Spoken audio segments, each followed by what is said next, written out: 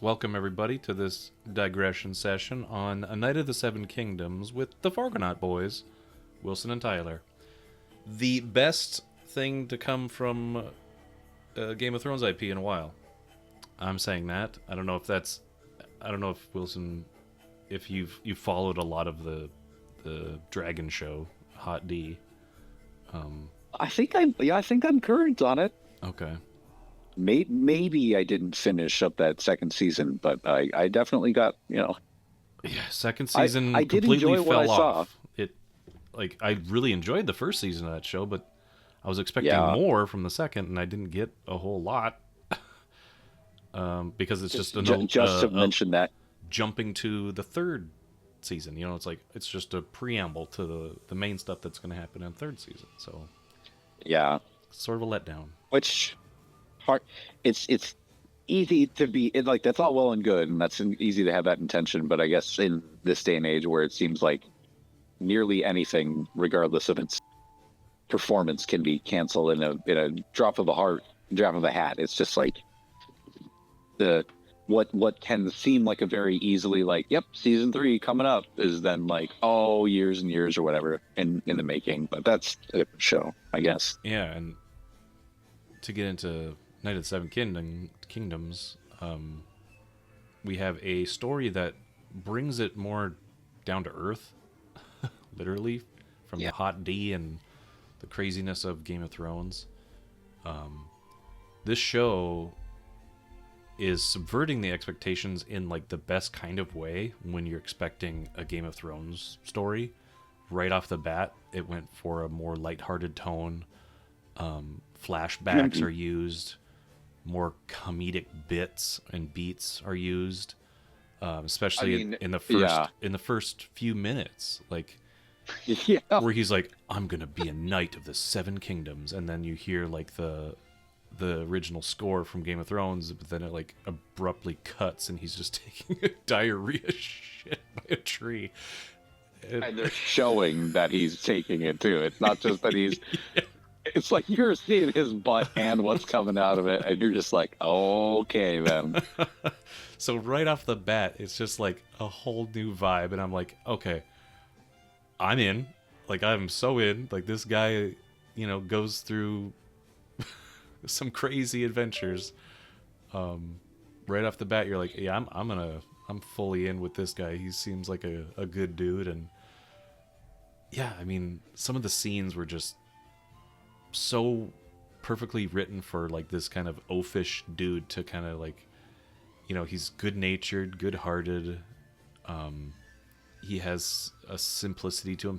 He's big and he's imposing, but he's like, he doesn't want to fight or like cause attention to himself, and he just, that's what I love about this show. It's like his dynamic and his perspective of this horrible world.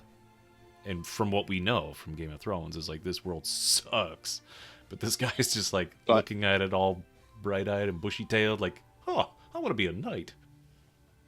he also is not afraid to stand up for Oh, of like course.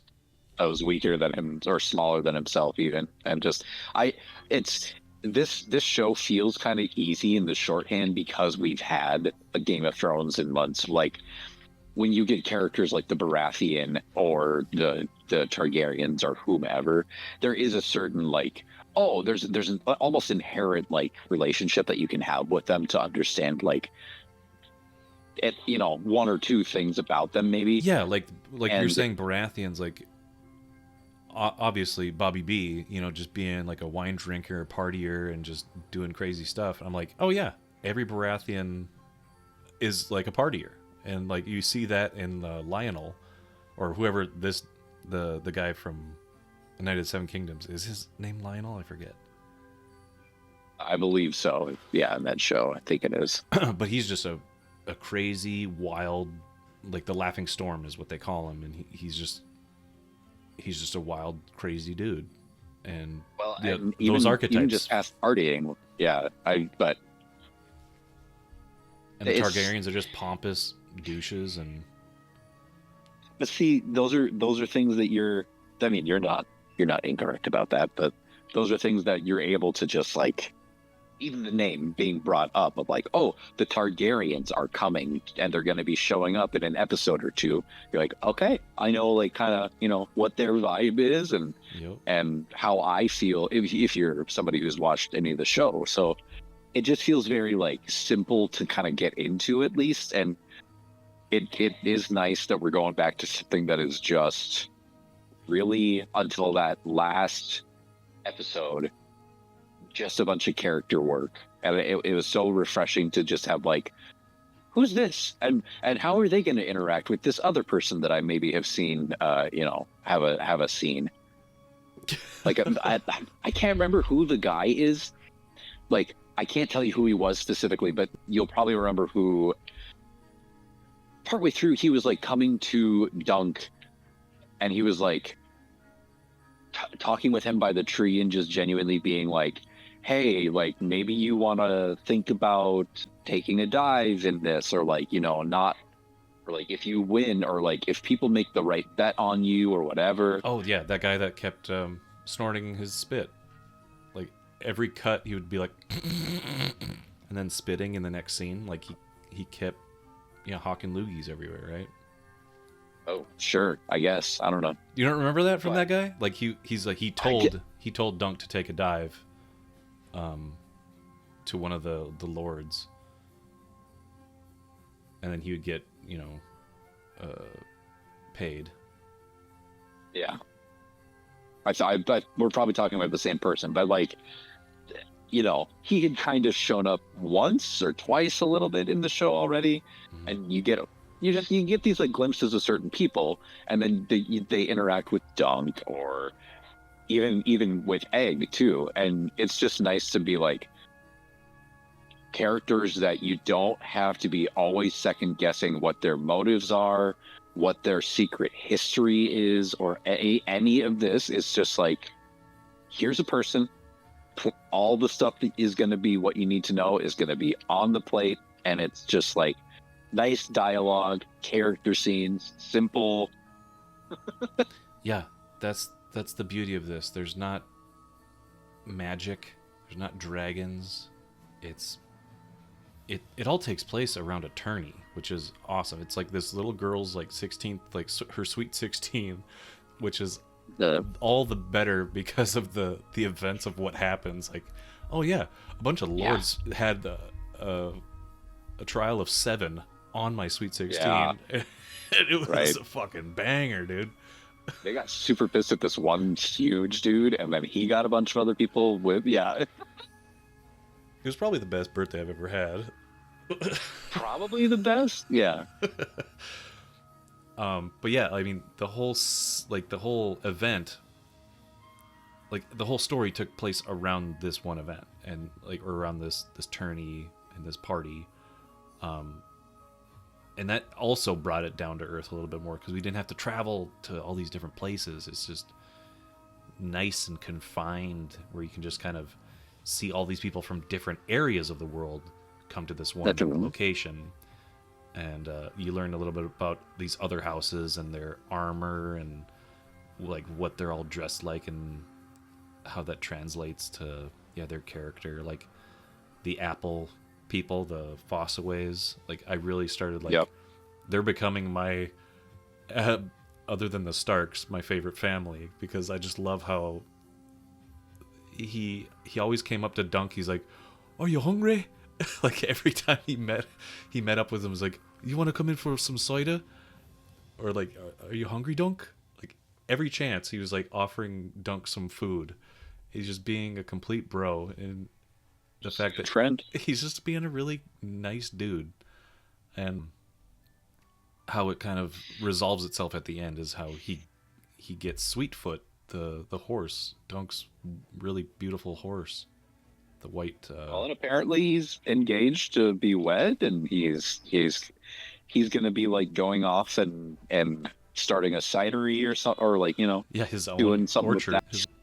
And I love his growth too. Like he became a knight at the tourney just to help his bud, and now he's honorable because his side won, and they, Damon or whoever rebuked his his charge against Dunk, and I thought it was awesome that these bros just. I want to know more about that crew too. Like, I mean, the people who fought with Dunk. I mean, it wasn't about them, but I wanted to learn more about them after the Sure. fact No, because I get that for the sure. the other Yeah. 6 or 5 guys that were fighting alongside Dunk, like, you got to see them before the fight, but You one of them you died. could probably look into that and see, like, who they are and what they were about and all that. Well, there's that one that came up to Egg when he was training with the Dunk's horse. And he had the eye patch, and he was on Dunk's team. Like, I looked up him a little bit. He has some crazy story, and he even had his own flashback scene that was kind of interesting, where it showed how he got his eye popped out of his head from a lance. I was like, that's brutal, but that's fucking gnarly that he got like a chainmail eye patch, head thing. But yeah, Yeah. just small little details like that, like even the dude, the Beesburys, the clan with the 3 beehives on their emblem. He puts beeswax on his mustache to make it a little Dude. of honey. I was like, yeah, this is really cool. Like, little details like that is just fun, and you can notice that more Yeah. in something that's more tight, and yeah, It's a good ensemble. Like, there's a nice stretch of people and characters, but it's not so much that you're like, okay, who's this now and how do they relate to this family and how are this plotting against that? And even within like the Lannisters, you're like, what are the dynamics even within the family? It's a lot more simple to follow yeah. the like more major plot points, I would say. I can tell like this was something that George R. R. Martin wanted to.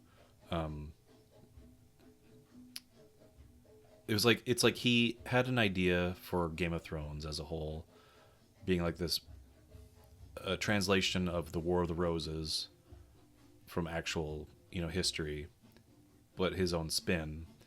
And then he's like, okay, well, I have this huge overarching story of the prince who was promised and the Song of Ice and Fire and stuff, but I want to kind of like bring it more to like something like The Hobbit was, in contrast to Lord of the Rings, or something that's epic, and then kind of bring it down a little bit where it's just like a smaller adventure than the big epic. And you can tell he really likes medieval tournaments, and especially the lance and those jousts. Jousting. Yeah, Yeah. you can tell he like has an affinity for that because it was a big plot point for Dunk to join the lists, and even learning about calling it the lists. I thought it was something different than what it actually is in the show. The lists are actually the lanes of the tournament grounds, like the track of fences in between each rider. Like, those are the lists. And I thought it was like an actual like paper parchment thing that said like, "Oh, put me on the lists." It's like, no. Oh no, yeah, no. I thought that was like It's a just part of that. learning more about that. I was like, oh yeah, okay, because I never heard it, like, because I am into like I've watched Heath Ledger's A Knight's Tale, and they never really made mention. I remember them mentioning the lists, but they never really got into detail of like what everything encompassing a tournament like that is. So I didn't know. It was like, oh well, they're not explaining it enough for me watching this as a young boy. So I was like, oh, the list, yeah, sure, just put me on the lists. It's like, okay, like you're in a queue or like you're just in a waiting list kind of thing. But yeah, like after that, learning more about what goes into these and what it means to have like the noble jousts go before the common lower lords, like that was kind of interesting, and hierarchies going first. And yeah, I mean, there was a lot to the show that I learned more about actual history too. So that was a fun thing to watch for. I got to actually learn something, and I feel good about that. Thank you, Yeah. George. Well, and then it made me appreciate, what what kind of entertainment there was for people back in the day. Like there was this. It came from reality. Like there were things like this that actually happened. Jousts and medieval tournaments, like that's yeah, like that's what people did for fun. This is their sport.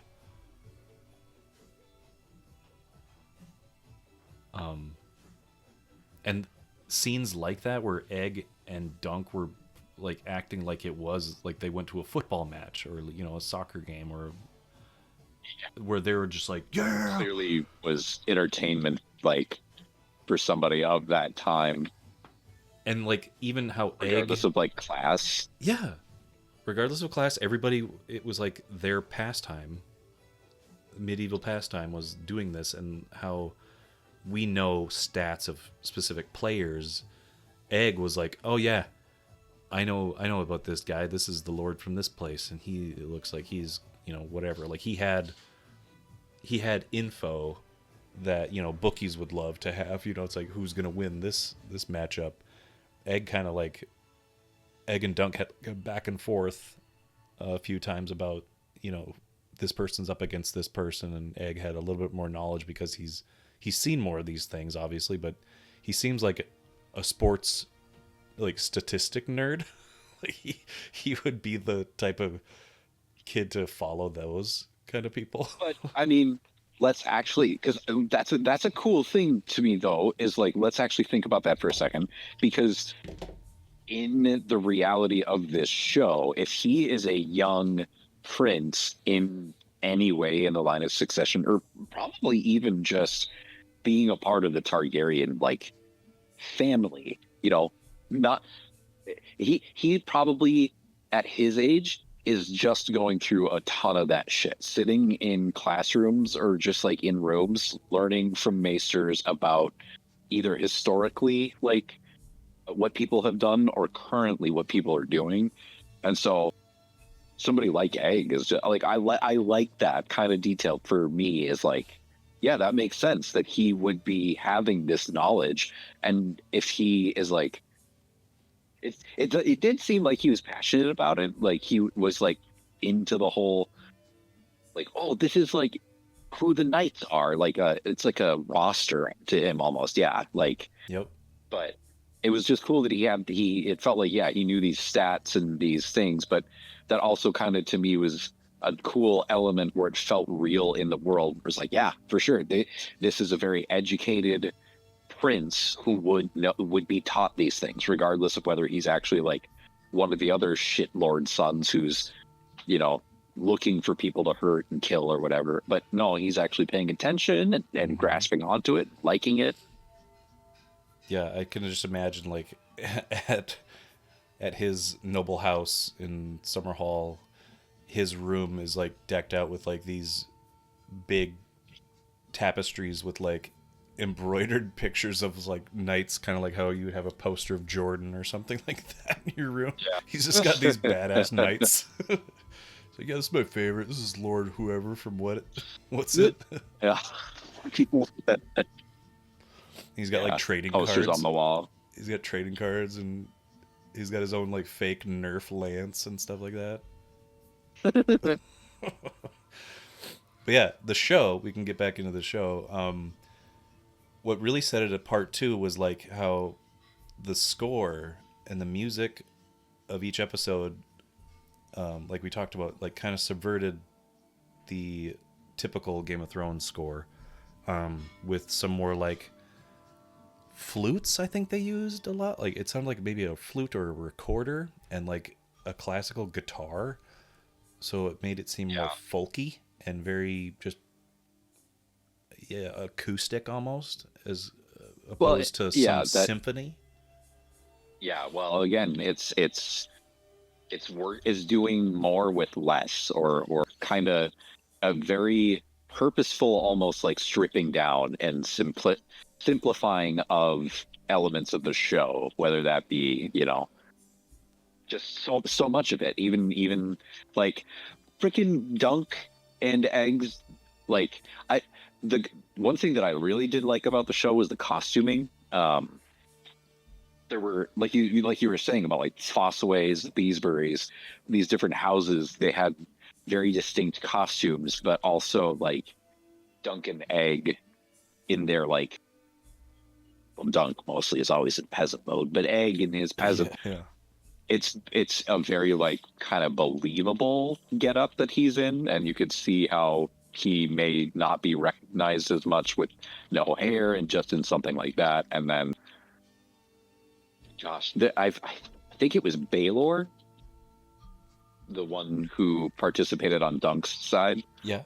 He had like his hand of the king symbol kind of like continued up and around his shoulder in a very like dragon's Yes. tail segmented way, and I was like, that is so fucking cool. Yeah, like he did his own I thing with I his love Hand it of the when King emblem, yeah.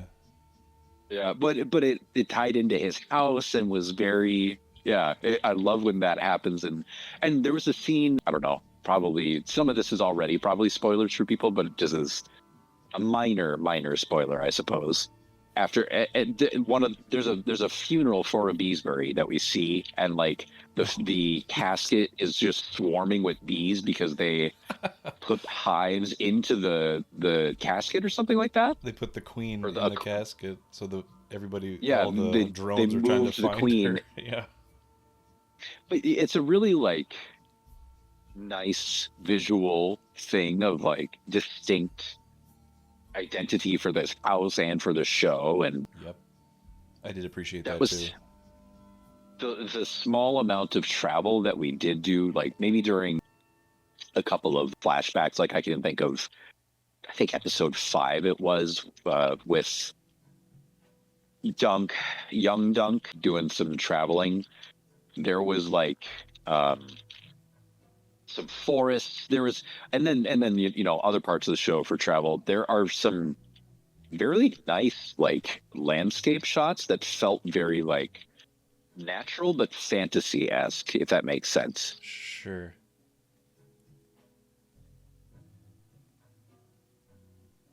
Like, Like the road that they were walking through, like where it's like a tree canopy almost. Is that what you're talking about?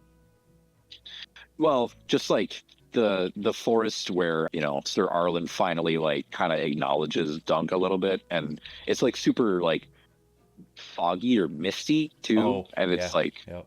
and then there's just like parts where there he's traveling by himself or with Egg, and I don't know whether it's green screened or whatever, or elements are comped in, but it looks like it is a fantasy landscape for sure, Mhm. instead of just being like, oh, this is clearly just New Zealand or Arkansas or wherever we shot this. Yeah. It looks just as unrecognizable enough to be like, I or love how there they are do certain that. elements that are yeah. The show, a little side tangent here. The show Shogun, learning that most of that was shot in like northwest, or yeah, I think northwest Canada or something like that, or it could be. It's just somewhere in Canada. I was like, wait, what? Like you found like Japanese style like plants and like fields and things like that in Canada. I was surprised learning that, but like it looked perfect. Like it was like, oh yeah, this totally could be like in Japan. But it's a testament to the scouting people, like the people who scout locations and Right. Having that eye for, well, this could be something other than what it is. mm-hmm. Which even for non like natural landscapes of like, oh well, this city could pass for this other city. That's also, very similar but equally kind of mind blowing skill a little bit where you could it takes a lot, I feel. And as Shogun, that's a great example. Yeah, and it's a lot harder for that fantasy vibe. You're wanting to stick with like a an older fantasy, like medieval fantasy, as opposed to like futuristic fantasy where it's like, oh, I got to find some like future architecture, or something that looks built by a sophisticated civilization, but we like don't have that at abundance right now, so we have to like either fudge it up in CG or you know make do with what else is out there. Like in the show Andor, a lot of the practical places were around, but they did use a lot of CG to kind of fill in the backgrounds. But some bigger sets, I think they were shot on location in some places that looked somewhat futuristic. And yeah, it just must be a really hard thing to kind of blend those things, that of practical with a mixture of graphics and elements from the computer. But this, I don't think any of the Night of the Seven Kingdoms used a lot of CG or like green screen. They, like you said, they did a lot with a little, and I think that was helpful because House of the Dragon, I think they compared the episode budget for this and that, and each of these episodes were like, I don't know, like less than 10 million, I want to say, for each episode. And Hot D, I mean, each of those episodes are like in the 20 million, which is crazy because of the fact, well, it obviously it comes down to the CG dragons and all these other crazy things. But it helped this show. Like, budgets sometimes really help. Like, limited budgets help you tell a better story sometimes. And you're not just leaning on, oh, yeah, we just have this spectacle on our side. So people are just going to love the action and the dragons fighting. So people will just love it. But there's no substance. It's all just flash and style. Where this is just, it benefits from having a lower budget, so you can just deal with like these characters and just the story that's being told to you. Yeah, it is great. There was something I also wanted to touch on other than like the music. Yeah, the scene, it had something to do with music. There was a great scene where the big reveal of Egg being a Targaryen, happens, and it's shot as if like, the lead up is the fact that, Dunk was saving Tenzel from her, the Targaryen dick breaking her finger, and Dunk just like haymakers him like a few times and throws him. And then, little Egg pops in, and the music cue that happens reminded me like a telenovela, where it's like all the reactions of like, it's me, brother. I cut it because of you, or, like I cut my hair because of you, brother. And then if you go back and listen to the song that plays, it's like a perfect like soap opera like sting, because on every beat of like a high note of the song, it cuts to everybody's reaction and like slow zooms on Dunk, and it's just this big like it's an opera. It's like the symphony is like crescendoing, and like it's so good. And I had to keep listening to that musical sting because of like the emotion that they were trying to convey with the song matched perfectly with what was happening in the scene. I was like, oh yeah, this is just amazing. I just love when everything gets kind of fused and like it fits so perfectly. It was just a really good scene. It was just fun. I there were a couple I mean, there was a little bit of me where I was like, I would like to see, we keep talking about him being a knight and him doing these things, and he's like huge, and I want to see him in battle. But for what this season ended up being, of just 6 episodes and telling this specific story and all that, I think it was like honestly pretty well paced. There was a few things I think we could have swapped where it ended up, or like what it what purpose it served. But for the most part, I think it was like really well paced and set up in that way. I agree. What do you think about the final fight, I guess? Because in the books, it's over like right when it begins. Like it's just like a quick little description. Like, all right, they start, Dunk gets knocked off, and then the prince gets knocked off, and then Dunk smashes his shield on him, and then he like kind of relents.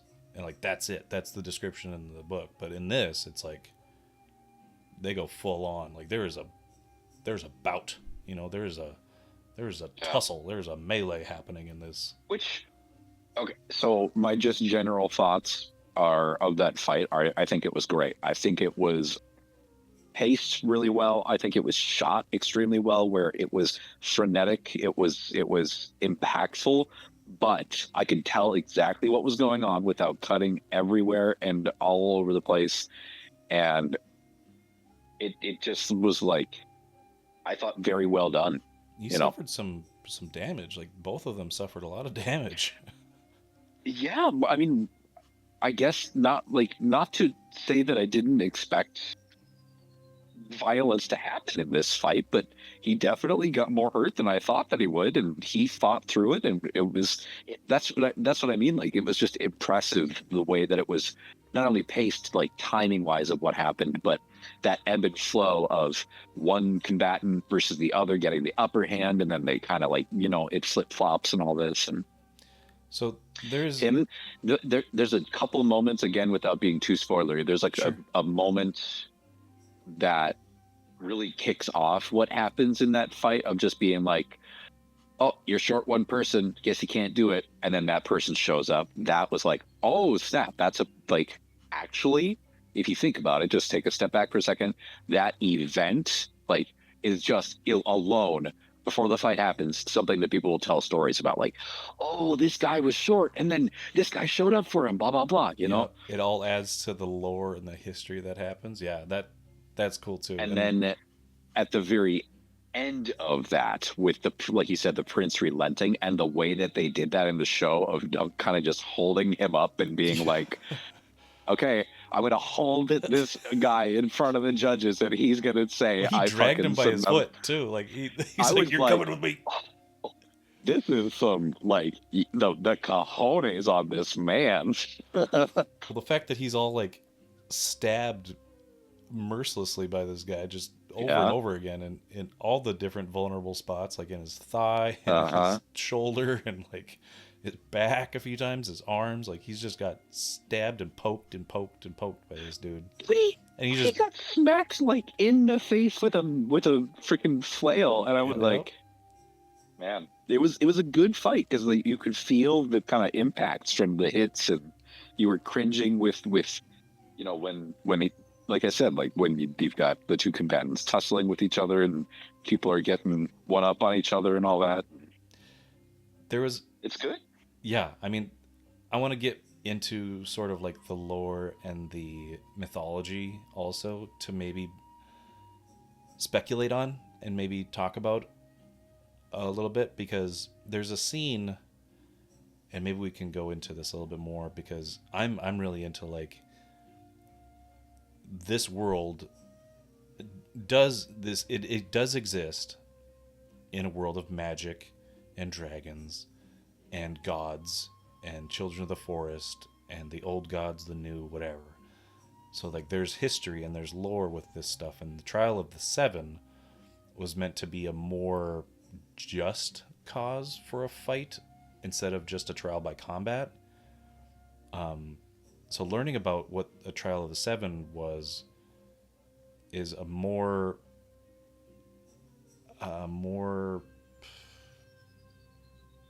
beneficial way of the gods like putting their favor on who's more just, I guess, is what they kind of talked about.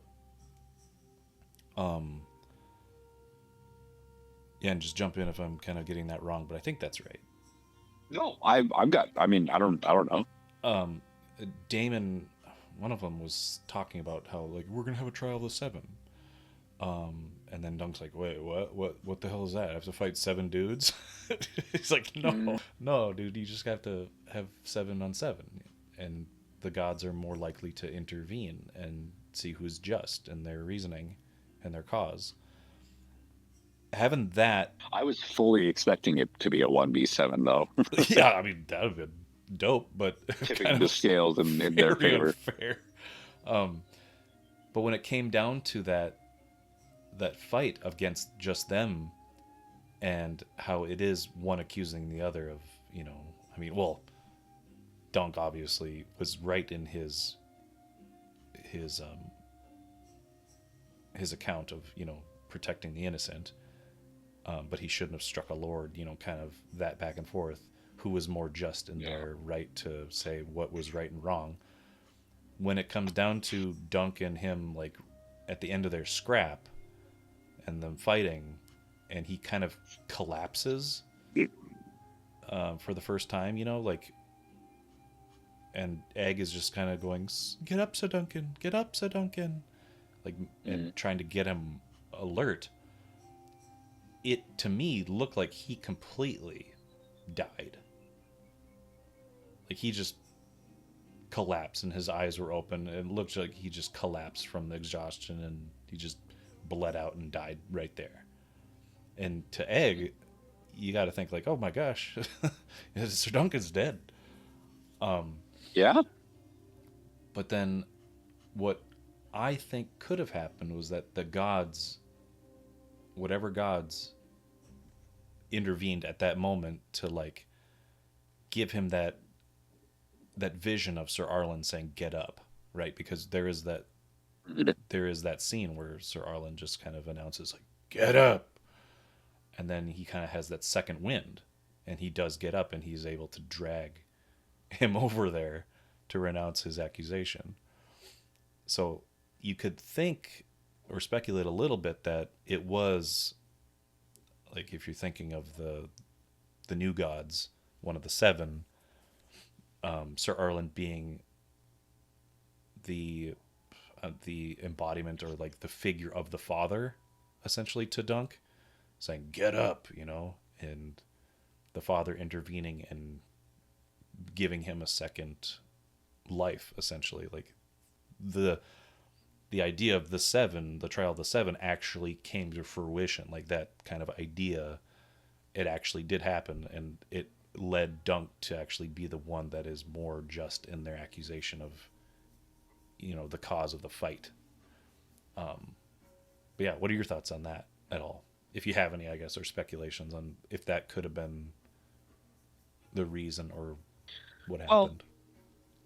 I mean, it's a world we know to be magical, so like it's kind of the way that they present it and shoot it, they definitely because I think that they even made it very ambiguous whether they're trying to say Sir Arlen actually knighted him or not. True. I think there's some of the stuff in the show to you know throw some doubt on the idea that maybe it didn't actually happen. Like maybe yeah, maybe he intended to or was going to or whatever, but never actually got around to it. Just Mm-hmm. but I think that the way that they shot that scene, it definitely lends itself to being a little bit ambiguous as well, where you could like see it maybe as the gods or you know some inner reserve of strength that or I mean like there's just who knows it's I think it's just very open for people to think whatever they'd like to, whether it's him just passing out for a minute and having this vision of Yeah. somebody who he sees as somebody who to aspire to in some way to spur himself on, Mm-hmm. or something more. But I think it's just very open to that. My own interpretation, I was just like, oh, he's beat absolutely to hell and just hallucinating this, and then you know because I like too that at the end of the series when Dunk and Egg are riding off together, they're are a couple times, or even before that, there's like a few times when Sir Arlen is like appearing almost just a little bit away from Dunk and he's seeing him, but nobody else. And he's just like seeing his mentor almost like Yeah, Force Ghost, just like standing in the distance. And I think it's just a way of visually representing like, oh, Dunk is thinking about like his mentor in one way or that's another. true. There's many of those, and even at the end, if you remember when they're riding Yeah. off in the distance, Sir Arlen kind of like does a little bank turn to the left, and you see Dunk kind of look to that direction. You know, he kind of looks over to where the Force Ghost Because he's is going.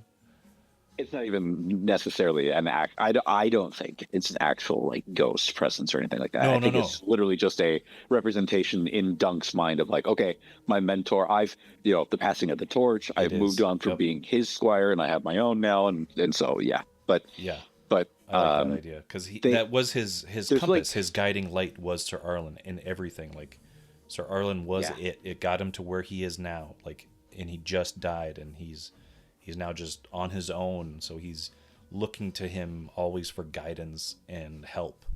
But now that he kind of went through this whole rigmarole, he's like, all right, I'm my own man. I am, I have a squire. I have to start being what Sir Arlen was to me. I have to be that to this kid now. So I have to basically find for myself. I have to find this out my own.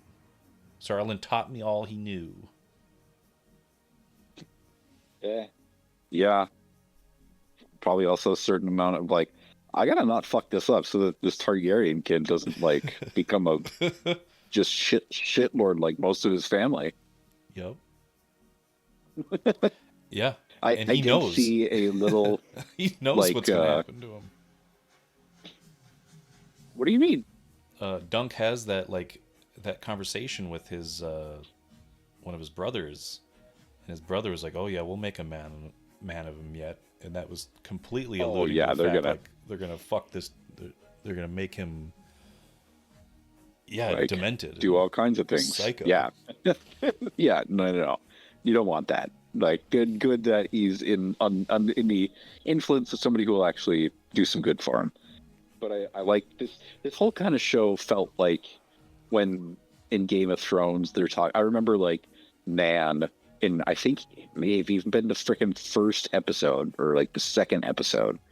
Bran is like laying in his bed after his accident, and Nan is there, and she's like, "Would you like the stories of Ser Duncan the Tall? They were always your favorite." Oh Like yeah, there's a lot of mention of there him was, throughout the series, if you recall. yeah, there. I remember another one of like Joffrey in. There's that book of the Kingsguard, and it's like a book of like great deeds that they've done and stuff, or something like that, you know. Yeah, and each And each King Guard is supposed to only get one page, but Duncan gets four. they each all only have one page to them because that's like how much stuff they've done is they only take up one page. Hmm. But apparently, Sir Duncan the Tall has like 4 pages that he's taken up because that's how much stuff that he's recognized for and done. It's like holy shit, you know. Yeah, just knowing I that too, it's it like, damn, this guy's gonna get into it. This kind of feels like a telling of one of those stories about Sir Duncan. Like just the events that happen at the tourney. I like to think about the people that walk away from that, the small folk that walk away from that being like, "Holy Lord, I saw this big old man like beat the Oh, tar out of the oh, prince and was Goblin like, Banker, can you believe Sir that, Duncan was here? but like, you know what I mean? It feels almost folksy in that way, and I like Yep. that about Game of Thrones.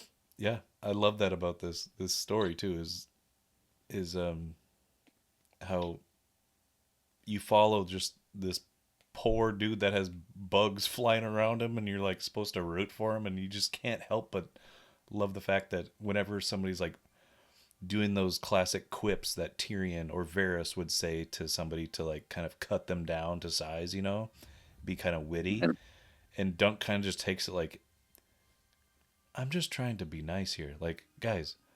yeah, I didn't mean offense or anything. I'm just trying to like get by. Could you just answer me like respectfully? he's he's not. It's so funny that he's like almost never personally mad about it or being like Yeah. offended by it. He's more mad that he's not having a positive interaction with somebody, that they're not also responding and being like, "I'm good. How are you?"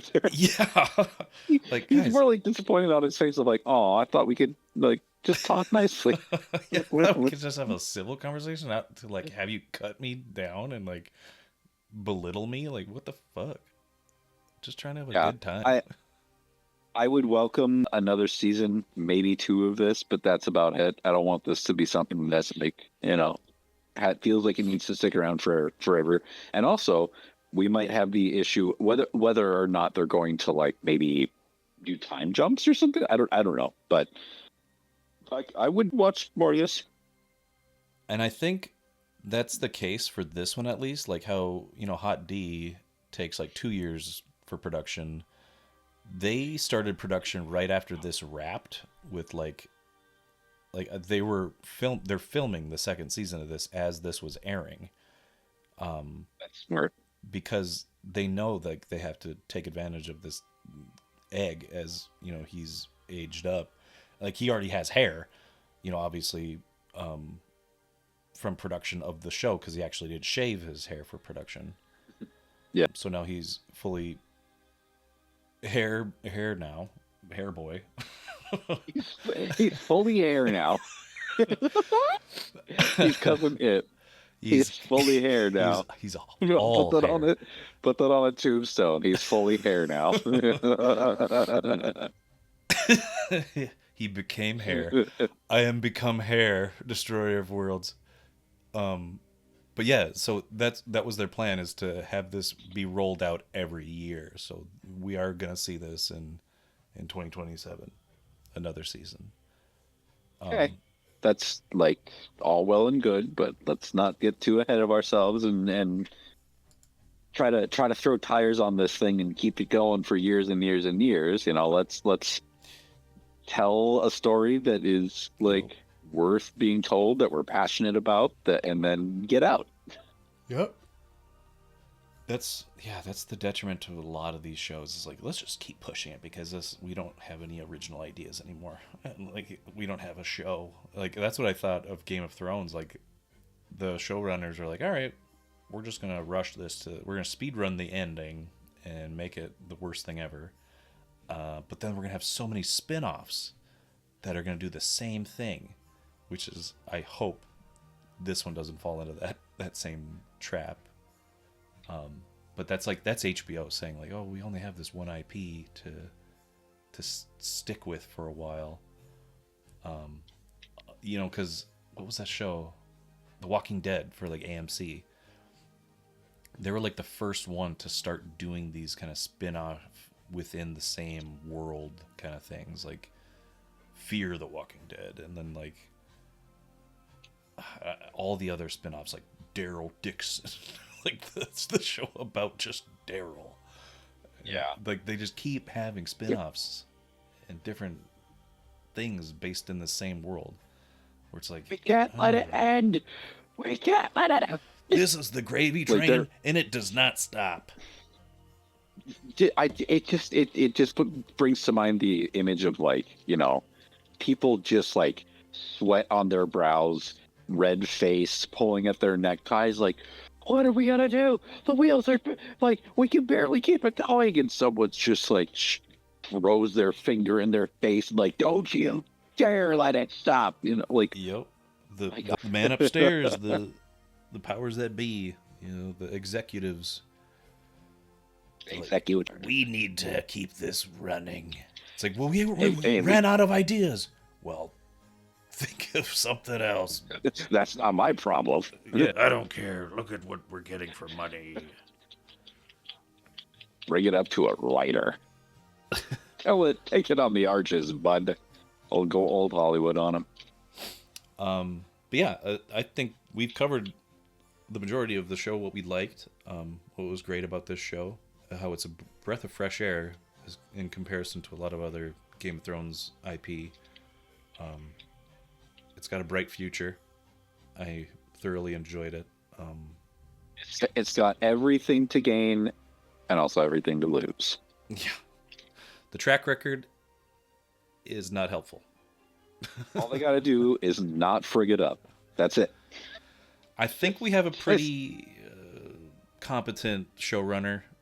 The guy seems really cool from what I've seen in like the after episodes, features, and things like that. He seems like he knows what he's talking I haven't about. watched any of those. I have not watched any of those. I have enjoyed seeing some behind the scenes stuff of the actors for Dunk and Egg, like Sure. talking about what they're doing or whatever. But you know, The fact that Peter Claffey, the guy who plays Dunk, before this he was a rugby player. I was like, sick. Really? Yeah, he played rugby, and I was like, fuck yeah, dude. Makes sense, you know. He's just doing some acting on the side, and yeah, he's just a big dude, like 6'7". The acting on the side.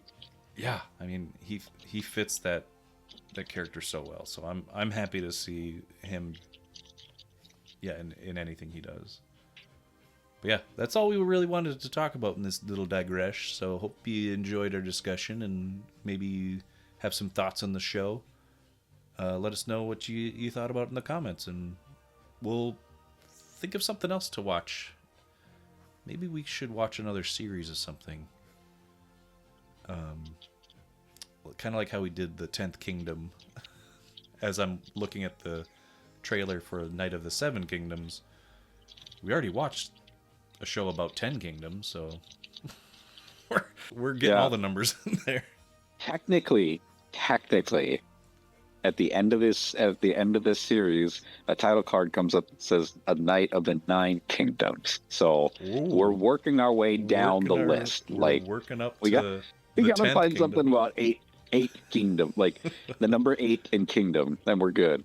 Yep, we're getting all the numbered kingdoms going. If anybody can drop a comment about what that kingdom event would be, that might be helpful. But yeah, we should list off all the kingdoms we've done on this channel, like Kingdom Hearts, 10 Kingdom. Gosh, there's I can't. Kingdom Come Deliverance. Well, I don't know that that's been done yet, but No, not on this channel, but you know, it's a kingdom that exists. You know, it's a kingdom. It's one that I like. I like that one. I like that kingdom. Yeah. There's a Jackie Chan Jet Li movie that's like the Forbidden Kingdom, I want to say. Yeah. Yeah. That's a great one. Yeah. Maybe. Yeah. Jackie Chan Jet Li, it's Monkey King. But like, if we actually, that would be really interesting to see how far we could actually take that joke of like 8 kingdoms, 7 like how many of those exist and are we got applicable. them all. Cheap. My prices are the lowest kingdoms in the 7 kingdoms. Yes. We got 3, 4. Get those prices out of here. All right. Thanks for joining us. Goodbye. Goodbye. Aside